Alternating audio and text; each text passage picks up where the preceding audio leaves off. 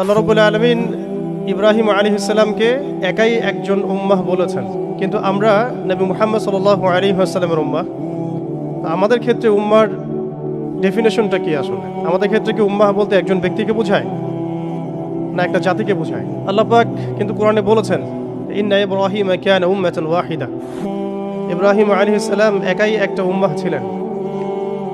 এটা আমরা সিরাতের আদলে দেখি যে নবী মুহাম্মদ সাল্লাল্লাহু আলাইহি ওয়াসাল্লাম, সাহাবায়ে কেরাম রাদিয়াল্লাহু আনহুম আজমাইন, তারা সকলে একসাথে মিলে একটা জাতি গঠন করেছিলেন, যে জাতিটা আস্তে আস্তে পুরো বিশ্বকে নেতৃত্ব দিয়েছে এবং সেই মক্কা থেকে শুরু করে মদিনা হয়ে পুনরায় মক্কা বিজয়ের মধ্য দিয়ে পরবর্তী প্রায় 1200 থেকে 1250 বছর এই উম্মাহ বিশ্ব শাসন করেছে।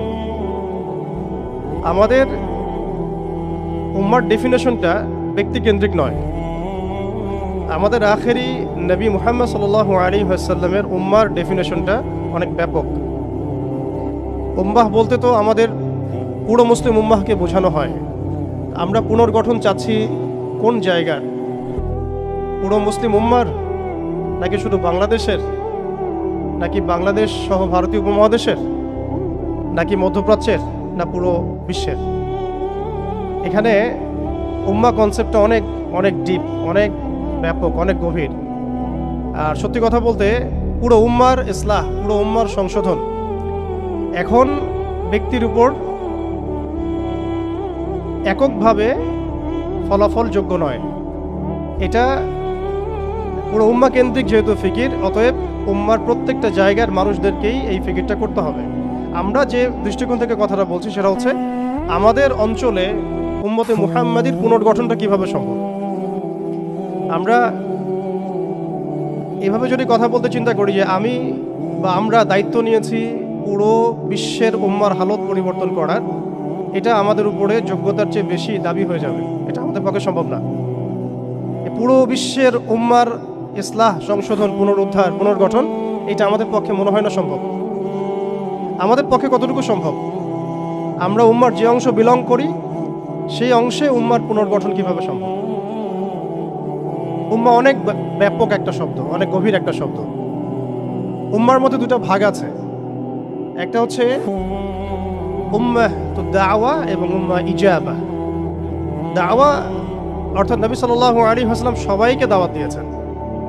এর মধ্যে কাফের, মুশরিক, মুনাফিকরাও উম্মার অন্তর্ভুক্ত। আব্দুল্লাহ বিন উবাই এবং তার অনুসারীরা কি উম্মার অন্তর্ভুক্ত নয়? ইহুদি, নসারা, পৌত্তলিকটা কি এই উম্মতের অন্তর্ভুক্ত কিনা? তারা দাওয়ার অন্তর্ভুক্ত, বাট ইজাবার অন্তর্ভুক্ত নয়। ইজাবা কারা? যারা মুহাম্মদ সাল্লাল্লাহু আলাইহি ওয়াসাল্লাম যে দাওয়াতটা দিয়েছেন, আমরা দরুদ পড়ব সাল্লাল্লাহু আলাইহি ওয়াসাল্লাম, সেই দাওয়াতটা যারা কবুল করেছেন তারা উম্মত ইজাবা। এর মধ্যে আমরা পড়ছি। এখন উম্মত ইজাবার সংখ্যা আমাদের এখানে কোটি কোটি কোটি কোটি সারা বিশ্বে। এখন এমন একটা অবস্থা আমরা এসেছি যে পুনর্গঠনের প্রশ্ন উঠছে। তাহলে আমরা একটু খেয়াল করি যে উম্মার পুনর্গঠনটার প্রশ্নটা কেন উঠছে। এক নম্বর কথা, উম্মা কি এটা তো আমরা বুঝতে পারলাম, এবং উম্মার আমরা কোন অংশ এটাও বুঝতে পারলাম। পরিপূর্ণ উম্মার ইসলাহ সংশোধন আমাদের এককভাবে একার পক্ষে সম্ভব না, এটাও বুঝলাম। তবে আমাদের আঞ্চলিকভাবে উম্মার যে অংশ, আমরা এই অংশটুকুর ইসলাহ সংশোধন, পুনর্গঠন, পুনরুজ্জীবন, এগুলো আমাদের দ্বারা সম্ভব। পরের প্রশ্ন হচ্ছে যে দ্বিতীয় শব্দটা, যে পুনর্গঠন, উম্মাকে পুনরুজ্জীবিত করা, উম্মার হারানো গৌরব ফিরিয়ে আনা, এই প্রসঙ্গটা আসছে কেন? এই প্রসঙ্গটা কেন আসছে? তার মানে আমরা নিজেরাই সংজ্ঞায়িত করে ফেলেছি যে উম্মার অবস্থা আগের মতো ভালো নাই। এটা আমরা স্বীকার করেছি এবং এটা আমরা সবাই বুঝতেও পারছি। এই কারণে আলোচনাগুলো আসছে। আলোচনাগুলো আসার প্রেক্ষাপট তৈরি হচ্ছে বা আমরা টপিকগুলো নির্ধারণ করছি যে উম্মার পুনর্গঠন প্রয়োজন, পুনরুজ্জীবন প্রয়োজন, পুনর্জাগরণ প্রয়োজন। তার মানে আমরা আগের হালতে নাই। আমরা আগের হালতে নাই, এটা মাথায় আসলে আবার এটাও মাথায় আসতে হবে আগে আমরা কোন হালতে ছিলাম। আমরা আগে কোন হালতে ছিলাম? একজন ব্যক্তি রমাদান মাসে লাইলাতুল কদরে হেরা গুহায় আল্লাহ রাব্বুল আলামিনকে ডাকছেন। আল্লাহ রাব্বুল আলামিন তাকে আল কোরআনের মতো কিতাব প্রদান করছেন। এবং তাকে সর্বশেষ এবং চূড়ান্ত নবী হিসেবে আল্লাহ পাক মনোনীত করছেন। কেন সেই ব্যক্তি হেরা গুহায় আল্লাহ রাব্বুল আলামিনকে এভাবে ডাকছেন? কারণ তিনি যে সমাজে বসবাস করেন সেই সমাজটাকে আইয়ামে জাহিলিয়াত বলা হতো। সে সমাজের মধ্যে শিরক ছিল, সুদ ছিল, রিবা, মাদক, নারীর অবমাননা, গোত্রীয় হানাহানি, এরকম জাহালাতে পূর্ণ একটা সমাজে তিনি আল্লাহ পাককে ডাকছিলেন। সে একজন ব্যক্তি থেকে আস্তে আস্তে দাওয়াত শুরু হলো এবং তিনি প্রথমে ম্যান টু ম্যান দাওয়াত দিতে লাগলেন। আবু বকর, উসমান, উমর, আলী রাদিয়াল্লাহু আনহুম আজমাইন, তাদের মধ্যে সাহাবী তৈরি হতে লাগলো। এক পর্যায়ে মক্কায় 13 বছর দাওয়াতের মধ্যে আমরা সবরের পরিচয় দিলাম, ধৈর্যের পরিচয় দিলাম, দাওয়াত অব্যাহত থাকলো, আমরা নির্যাতন নিপীড়ন সহ্য করলাম। এক পর্যায়ে আমরা হিজরত করলাম, প্রথমে আবিসিনিয়ায়, কখনো তায়েফে, এক পর্যায়ে মদিনায় গিয়ে ইসলামী রাষ্ট্র কায়েম হলো। আমরা জিহাদ এবং দাওয়াতের মধ্য দিয়ে আস্তে আস্তে মদিনাকে বেস করে বদর, উহুদ, খন্দক, মুতা, তাবুক এইসব সিঁড়ি পেরিয়ে মক্কা বিজয় পর্যন্ত আসলাম। মক্কা বিজয় পর্যন্ত আসার পরে আমরা দেখলাম যে আইয়ামে জাহিলিয়াতের কোনো জাহালাত মক্কার মধ্যে নাই। যেই মক্কা আমরা ছেড়ে গিয়েছিলাম 23 বছরের ব্যবধানে আমরা দেখলাম সেই মক্কা আইয়ামে জাহিলিয়াত মুক্ত হলো।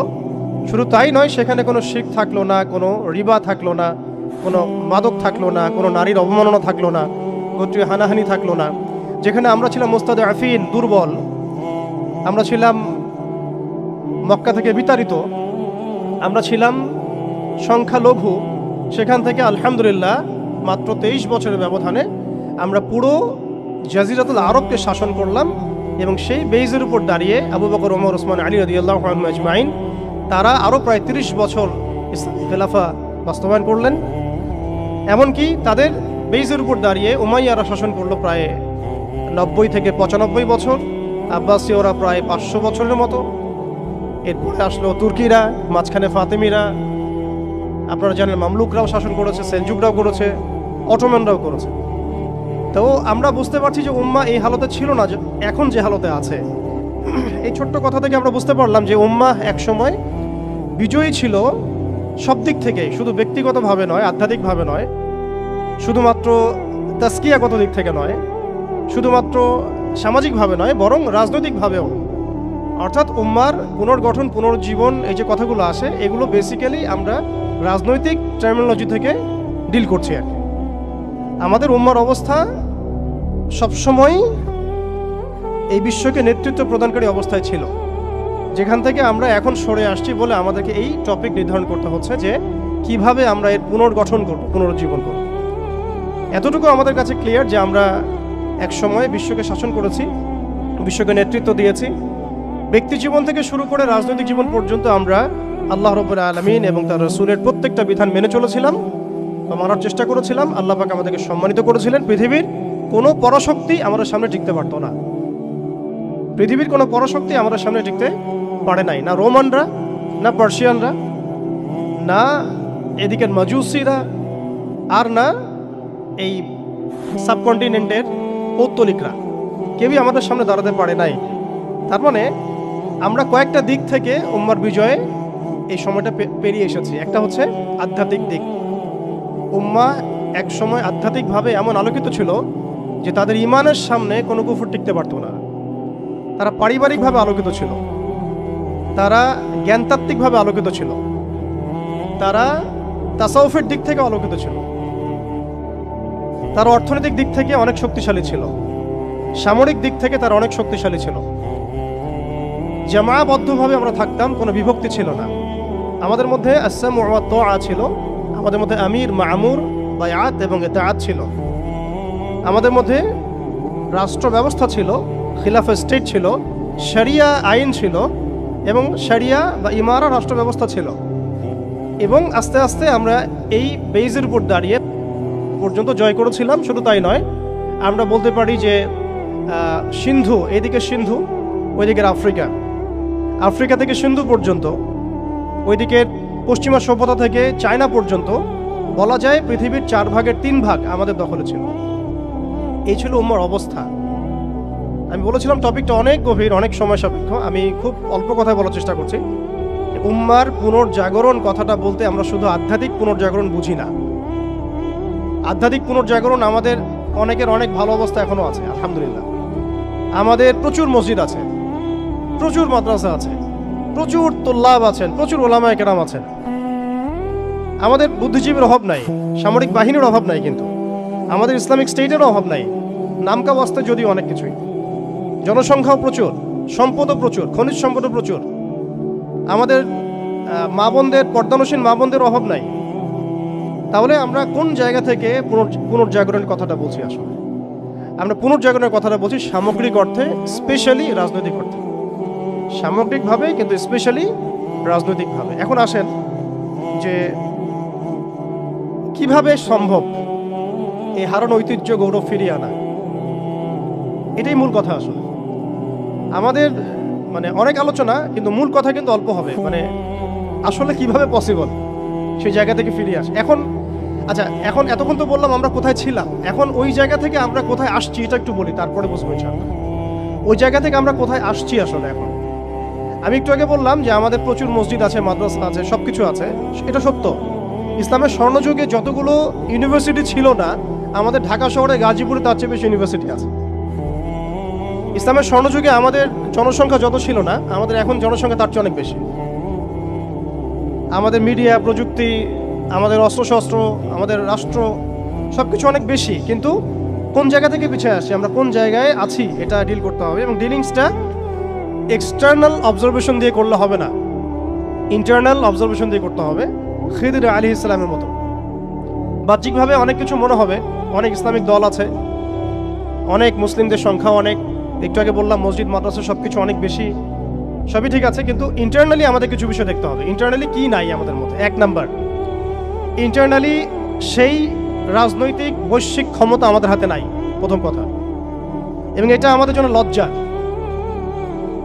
একটা সময় ছিল যখন আমরা এগুলো সব হাসিল করেছিলাম, প্রথমে তারা আমাদের কাছ থেকে যেটা কেড়ে নিয়েছে তা হচ্ছে রাজনৈতিক ক্ষমতা। তারা আমাদের কাছ থেকে প্রথমে ব্যক্তি জীবনে ধর্মের স্বাধীনতায় হস্তক্ষেপ কেউ করেনি। কুফাররা, জায়নিস্টরা, কাফের, ফাসেক, মুশরিক, মুনাফিক, এদের যে ঐক্য জোট ছিল, তারা প্রথমে আঘাত করেছিল আমাদের খিলাফায়। তারা প্রথমে আমাদের ব্যক্তি জীবনে এসে আঘাত করেন, নামাজ পড়তে পারবা না, পর্দা করতে পারবা না, গরুর গোশত নিয়ে হাঁটতে পারবা না, দেখলেই পিটায় মেরে ফেলবো, এই জায়গায় তার আগে আঘাত করেনি আমাদেরকে। আমাদেরকে সবার আগে আঘাত করেছে রাজনৈতিক জায়গায়। আমাদের খেলাফা কনসেপ্ট তারা ভেস্তে দিয়েছে, ভেঙে দিয়েছে, বাইতুল মুকাদ্দাসকে লিবারেট করেছে। এরপরে সেই খেলাফা কনসেপ্টটাকে দূর করে দিয়ে তারা 50 থেকে 57টার মতো ক্ষুদ্র ক্ষুদ্র রাষ্ট্রে আমাদেরকে বিভক্ত করে দিয়েছে। এরপরে শুধু তাই নয়, এটা তো গেল বিভক্তি, কাঁটাতারের বেড়ার, যেটাকে আমরা নাম দিয়েছি জাতীয়তাবাদ। তারা প্রথমে আমাদের মাদ্রাসাগুলো বন্ধ করে নাই, তারা ওয়াকফ বিল দিয়ে এইভাবে আমাদের মাদ্রাসা, আমাদের মসজিদ, ভূমিগুলোকে দখল করে নাই। তারা প্রথমে আমাদের রাজনৈতিক ক্ষমতাটাকে কেড়ে নিয়েছে, খিলাফা কনসেপ্টটাকে ডিস্ট্রয় করেছে। এরপরে 57টার মতো টুকরা টুকরা রাষ্ট্রে আমাদেরকে ভাগ করেছে। এরপরের অবস্থা আরও ডেঞ্জারাস। ওই রাষ্ট্রগুলোর মধ্যে তারা তাদের তাবেদার মুনাফিক শাসক বসাইছে। তাদের ধাপগুলো বুঝেন, কোন জায়গা থেকে আমরা কোন জায়গায় আসছি। তারপরে আমি অল্প কথা শেষ করব যে সলিউশন হতে পারে কি কি, যদিও সেগুলোর বেশিরভাগই তাত্ত্বিক, প্র্যাকটিক্যাল খুব কমই হবে। আর প্র্যাকটিক্যাল কেন কম হবে? আমাদের কারণেই হবে, কারণ আমরা অনেক কিছু বুঝি কিন্তু কাজ করতে চাই না। আমরা বুঝি অনেক কিছুই, কাজ করতে বলেন কাজের বেলা নাই, বুঝার বেলা আছে। এগুলো আমরা বুঝতে আসি 100 বছর থেকেই। কেউ বুঝেও বুঝি না, কেউ দেখেও দেখি না, শুনেও শুনি না। ওইদিকে পরে আসি, হার্ডলাইনে চলে যাবো আর কি। এখন রাষ্ট্র ভাগ করার পরে আমাদেরকে জাতীয়তাবাদে বিভক্ত করা হয়েছে। এরপরে আরো মারাত্মক যে কাজটা করা হয়েছে সেটা হচ্ছে আমাদেরকে নিরস্ত্রীকরণ করা হয়েছে। আপনি আপনার রাষ্ট্রের অভ্যন্তরে নিজের ইচ্ছায় আপনি বিশ্বের মারণাস্ত্রগুলো তৈরি করতে পারবেন না। তারা আপনাকে আইন করে দিয়েছে, ব্যান করে দিয়েছে। তারা আমাদের রাষ্ট্র ব্যবস্থার মধ্যে ইউনাইটেড নেশনসের মতো মুসলিমদের ইউনাইটেড মুসলিম অর্গানাইজেশনগুলোকে দমন করেছে এবং সেগুলো গঠন করতে আমাদেরকে দেয় নাই। উল্টা তারা সেগুলো করেছে ঠিকই। এরপরে তারা আমাদের রাষ্ট্র ব্যবস্থাগুলোর মধ্যে ওই মুনাফিক শাসকদেরকে বসিয়ে জনগণকে শাসন করিয়েছে। এখনো করে যাচ্ছে, আগামীতেও হয়তো করে যাবে। আমরা সবই বুঝি, কিন্তু আমাদের চিন্তাগুলো কেন জানি মসজিদ পর্যন্ত সীমাবদ্ধ হয়ে যাচ্ছে। এরপরে যেটা হয়েছে আরো মারাত্মক, ওই রাষ্ট্রগুলোর মধ্যে তারা 5টা আমি বলি দেবতা, 5 দেবতা ঢুকিয়ে দিয়েছে। 5 দেবতা কি? আগে ছিল 4 দেবতা, লাত, উজ্জা, হুবল আর মানাত। লাত, উজ্জা, হুবল আর মানাত নিশ্চয়ই পড়েছেন আপনারা সিরাতের মধ্যে। এগুলো ছিল আবু জেহেল, আবু লাহাবদের দেবতা। তারা কিন্তু এই দেবতাগুলোর পূজা করত আল্লাহকে পাওয়ার জন্যই। তারা বলতো মা না'বুদুহুম ইল্লা লিয়ুকাররিবুনা ইলাল্লাহি যুলফা, আমরা শুধু এই কারণেই এই লাত, উজ্জা, হুবল, মানাতের ইবাদত করি যাতে তারা আমাদেরকে আল্লাহ পর্যন্ত পৌঁছে দেয়। এখনো এই 4-5টা দেবতার আমরা পূজা করছি, বাট এগুলো ভিজুয়াল না, এগুলো হচ্ছে আদর্শিক, ফিলোসফিক্যাল। যেমন একটা হচ্ছে ডেমোক্রেসি, নিতে পারবেন অনেকে কথাটা, যে ডেমোক্রেসি একটা দেবতা হয়ে গেছে এখন, ইনভিজিবল দেবতা, এটা একটা দেবতা হয়ে গেছে। কি দাড়িওয়ালা কি টুপিওয়ালা সবাই পূজা করতেছে, সুবহানাল্লাহ। মানে অবাক হয়ে যাবেন, রিপোর্ট করছে টিভিতে, আপনারা কি চান, এই গভর্নমেন্ট কয় বছর থাক, এই গভর্নমেন্ট কয় বছর থাক, আপনি কি ইলেকশন চান, আপনি কি চান না। অডিয়েন্সের, সাধারণ আম জনগণের জবাব হচ্ছে না, আমরা ইলেকশন চাই না। ইলেকশন দিয়ে কি হয়, খালি এক জালেম যে আরেক জালেম আসে, আমরা এইসব ইলেকশন চাই না। আমরা চাই ভালো কোনো সরকারি ব্যবস্থায় থেকে যাক আরো 10 বছর। মানে সবচেয়ে ভালো যে চিন্তাটা তাদের, সেটাও গণতন্ত্রের বাইরে যেতে পারে না। সরি, সবচেয়ে ভালো তাদের ইনসাফপূর্ণ যে চিন্তাটা মাথা থেকে আসে, সেইটাও এই দেবতাগুলোর বাইরে যেতে পারে না। ওই পূজার মধ্যেই চিন্তা, আমরা চাই এরকম একটা গভর্নমেন্ট আসুক, এই পদ্ধতি থাক এবং আরো 10 বছর তারা দেশ চালাক। মানে ইসলামে যে আল্লাহ প্রদত্ত একটা রাষ্ট্র ব্যবস্থা আছে, একটা ইসলামী শাসন ব্যবস্থা আছে, এই কনসেপ্টটাই নাই। নামাজ পড়ছে মাশাআল্লাহ, রোজা রাখছে, হজ উমরা সবই করছে, বাট কেন জানি পলিটিক্যালি রাষ্ট্র ব্যবস্থা, ইসলামের যে রূপরেখা আছে বা ইসলামের যে একটা সুন্নাহ আছে, নবী সাল্লাল্লাহু আলাইহি ওয়াসাল্লামের যে একটা রেখে যাওয়া উসওয়াতুল হাসানা আছে, এইটাই মানুষ মানতে পারছে না বা বুঝতে পারছে না। জাযাকাল্লাহ। আপনারা অবচেতন শব্দটার সাথে পরিচিত কিনা? একটা আছে আমরা জেনে বুঝে একটা কাজ করি, একটা হচ্ছে না জেনেও করি, অবচেতন মনে। তো এটা একটা দেবতা, ডেমোক্রেসি একটা দেবতার নাম, যেটার পূজা করছে এখন মানুষ সারা ওয়ার্ল্ডে। আরেকটা হচ্ছে এইথিজম, নাস্তিকতা। একটা হচ্ছে, আমি লিখছিলাম সকালবেলা, একটা শব্দ বের হয়েছে আর কি লিখতে লিখতে, একটা হচ্ছে ডেমোক্রেসি, একটা এইথিজম, একটা ন্যাশনালিজম, একটা কমিউনিজম, আর একটা হচ্ছে সেকুলারিজম। 5টা শব্দ বললাম আর কি। এখনকার এই বিশ্ব ব্যবস্থায় ইসলামী খেলাফতকে দূর করে দিয়ে, উম্মাকে বিভক্ত করে দিয়ে, মুনাফিক শাসকদেরকে বসিয়ে ইন্টারনালি প্রত্যেকটা রাষ্ট্রে এই 5টা দেবতা বসানো হয়েছে। ডেমোক্রেসি, এইথিজম, আর বললাম কি ন্যাশনালিজম, একটা কি বললাম, কমিউনিজম এবং সেকুলারিজম, DANCS, কিছুটা ড্যান্সের মতো আর কি। আসলে এরা বিশ্বকে নাচাচ্ছেই, এরা এইসব মতবাদ দিয়ে বিশ্বকে নাচিয়ে বেড়াচ্ছে আর কি। তারা নিজেরা নাচে না এগুলোতে, বরং তারা এগুলোর মধ্য দিয়ে মুসলিমদেরকে নাচায়। যদিও এটা এক্স্যাক্টলি ড্যান্স শব্দটা হয় নাই, কাছাকাছি হয়েছে আর কি। এখানে D আছে, A আছে, N আছে, C এবং S আছে। এই 5টা দেবতার শেকড় যদি এই বিশ্ব থেকে উপড়ে ফেলা না যায়, তাহলে ইসলামী শরিয়া, ইমারা এবং খেলাফা কায়েম হবে না। এবং যখন এই বিশ্বে ইনশাআল্লাহ তাআলা আগামীতে শরিয়া, ইমারা এবং খেলাফা বাস্তবায়িত হবে, তখন এই 5টা দেবতার কোনোটাই বাকি থাকবে না ইনশাআল্লাহ। এই নাপাকিগুলো থেকে পবিত্র না হয়ে বা পবিত্রতা হাসিল না করে আপনি আমি যতই একটা গ্লাসের মধ্যে মধু ঢালি, আর আপনি দুধ ঢালেন, আর কোনো শরবত ঢালেন, ওই গ্লাসটাই নাপাক। আফসোস হচ্ছে আমরা এই নাপাকিগুলো ধরতে পারছি না অনেকেই। আল্লাহ পাক আমাদেরকে ধরার এবং বোঝার তৌফিক দান করেন। এই সিস্টেমগুলো ব্যর্থ, এই মতবাদগুলো ব্যর্থ। এই মতবাদগুলো তৈরি করা হয়েছে আমাদেরকে শাসন করার জন্যে। এই মতবাদগুলো আমাদেরকে গিলানো হয়েছে আমাদেরকে ডমিনেট করার জন্যে, আমাদেরকে পশ্চিমাদের দাস বানানোর জন্যে, জায়নিস্টদের দাস বানানোর জন্যে, IMF এর কাছে লোনের হাত পাতার জন্যে, কোনো ডিসিশন নেওয়ার আগে, রাষ্ট্রের কোনো ডিসিশন নেওয়ার আগে ইউনাইটেড নেশনসের কাছে এই ভিক্ষার ঝুলি পেতে দেওয়ার জন্যে। আমাদের চোখের সামনে আমাদের ভাই বোনদেরকে নির্মমভাবে হত্যা করলেও আমরা টু শব্দ করতে পারবো না এই জন্যে। ইভেন আমাদের দেশের 99% মানুষও যদি শরিয়া চায়, তবুও রাষ্ট্র ব্যবস্থা এটা চাইবে না, কারণ রাষ্ট্র ব্যবস্থা এই তন্ত্রমন্ত্রগুলো দ্বারা দীক্ষিত। এর মধ্যে আরও আছে মানবরচিত সংবিধান, আরও আছে মানবরচিত বিচার ব্যবস্থা, আরও আছে আল্লাহর হালালকে হারাম করে ফেলা, আল্লাহর হারামকে হালাল করে নেওয়া।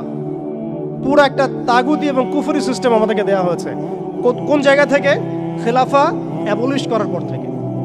আমরা কোথায় ছিলাম এটা আমাদেরকে বুঝতে হবে। এখনকার প্রবলেম কি সেটাও বুঝতে হবে, ক্রাইসিসগুলো, তারপরে আসতে হবে সলিউশন কোথায়। এগুলো ক্রাইসিস।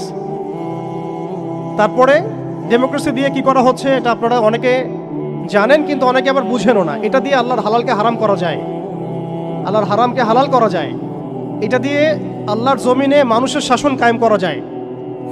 এটার ধোয়া তুলে যে কোনো মুসলিম কান্ট্রি আক্রমণ করা যায়। আরব বসন্তের ধোয়া তুলে কি করা হয়েছে আমরা দেখি নাই?